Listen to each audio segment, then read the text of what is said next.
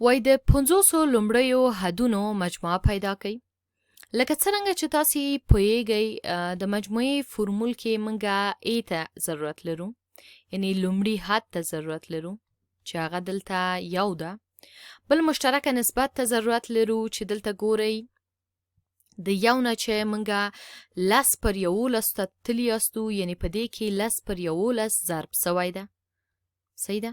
همداسې دلته هم 10/11 ضرب سوی ده، یعنی دا زموږ R ده. صحیح ده؟ او n یې هم را کړی ده چې وای د لومړیو 500 حدونو. نو کوم چیشی چې نامعلومه ده هغه S د n ده چې مجموعه د 500 حدونو ده. د دې ځای زه لیکلی سمه چې S د 500 مساوي کیږي ده. فرمول اصل چیشی ده؟ فرمول A ضرب ده 1-R په توان د n ده. نو د A پر ځای زه چیشی لیکم؟ 1 لیکم. 1-R په توان د n یعنی لیکم چې 1-R چې ده 10/11 په توان ده یوازې 10/11 په توان د n یعنی 500 او قوس تړم. تقسیم ده 1-R یعنی 1-10/11. د دې ځای زه کولی سم چې دا داسې خلاصه ولیکم. دغه یو نه بیخي صرف نظر وکم ځکه معنا نه لري. 1-10/11 کل په توان د 500 او 1-10/11 کیږي 1/11. د دې ځای که موږ دغه کسر الکسر ساده کو نو دا کیږي 11 ضرب د همدغه حد 1-10/11 کل په توان د 500 قوس هم تړم. اوس که تاسې غواړئ اس د 500 پیدا کړئ نو همدغه حد ساده کړئ درته. صحیح ده؟ بیا کولی سئ اس د 500 لومړیو حدونو مجموعه پیدا کړئ. صحیح ده؟ دا یوه برخه سوله. زه اوس غواړم چې یو بل شی هم تاسې ته حل کړم. مثلا که زه ولرم چې یو حد بیا بل حد وي 0.99 جمع 0.99 په توان د 2 منفي 0.99 په توان د 3 او همداسې جمع یې بیا ادامه ولري تر 0 منفي ده منفي 0.99 په توان د 9. اوس دلته وګورئ. تاسو پوهیږئ چې که توان د دې ځای 0 سي، دلته 1 سي، 2 3 4 سي، نو دغه چې ده n منفي 1 ده. n منفي 1 ده. n منفي 1 که دې کې موږ واچوو یعنی n دلته 80 ده. دغه حد چې ده دغه 80م حد ده. صحیح ده؟ نو د دې ځای اوس موږ اس n ډېر په اساني پیدا کولی سو. اس د 80 مساوي کیږي ده. بیا هم لومړی حد چی شی ده؟ لومړی حد زمونږ 1 ده. 1 خپله لیکو.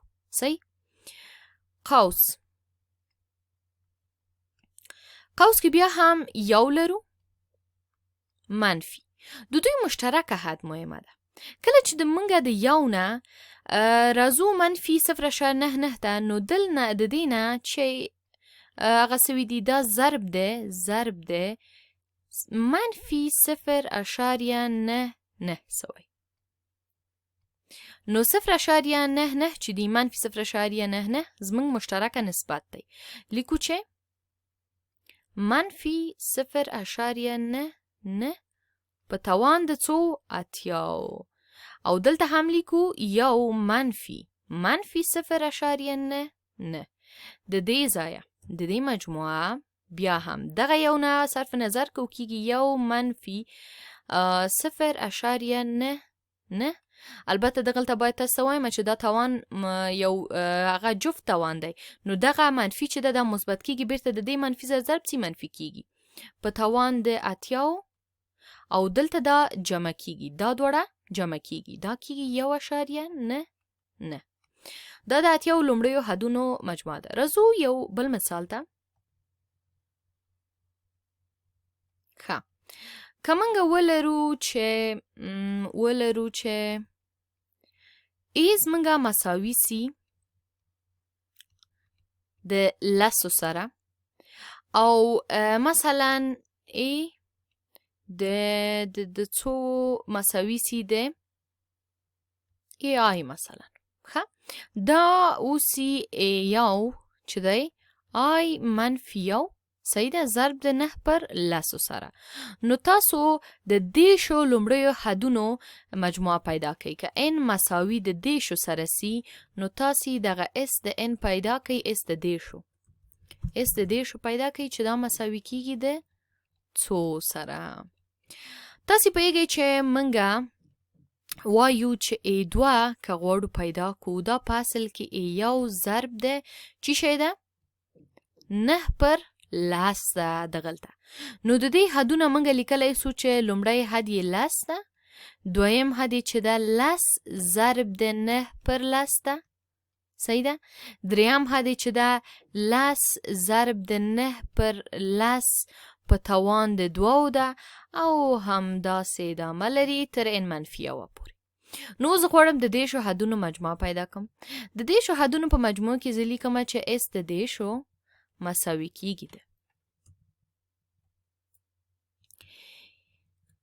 لومړی حد چی شی ده لس ضرب ده یو منفي آر چی ده 9 پر لس ده کل په توان د n یې چی را کړی دیش دا هم بل قوس او یو منفي آر چې 9 پر لس کیږي.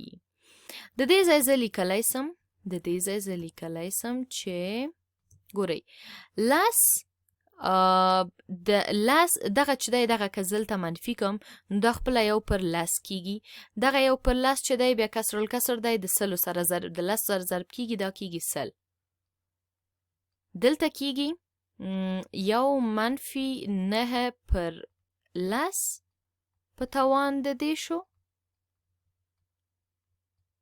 پر یو چې خپل هیڅ معنا نه لري یو. نو په دې توګه موږ کولی سو د دې حدونو مجموعه هم پیدا کو. نو کوم چې ډېر زیات مهمه ده هغه د دغه SN فورمول زده کول دي.